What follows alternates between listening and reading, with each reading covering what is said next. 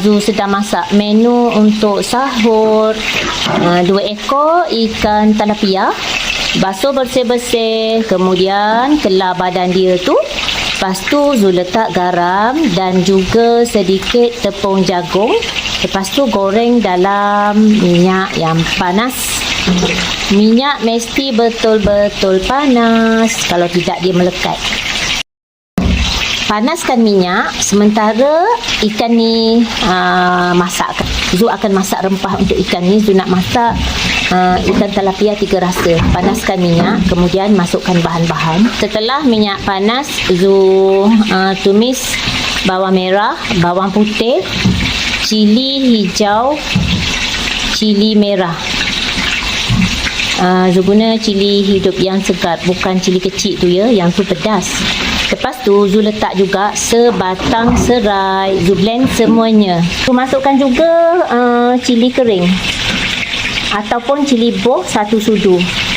Masak sehingga rempah ini betul-betul dia pecah minyak. Barulah kita masukkan asam jawa.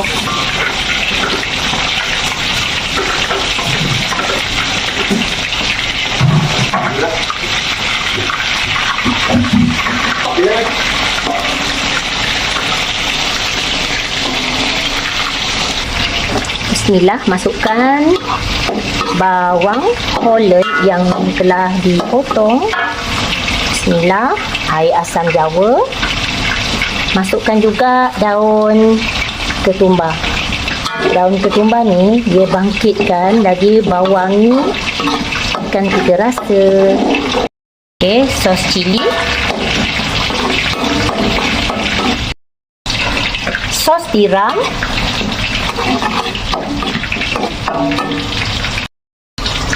Sos ikan. Garam jangan masukkan lagi, takut tersalah masin. 1, 2 sudu sahaja gula. Tak nak letak pun tak apa. Sedikit sahaja kicap manis nak bagi colornya cantik.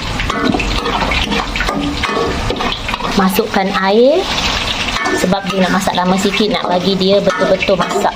Masukkan air supaya dia tak kering. Okey, Zu akan biarkan selama 7 hingga 8 minit.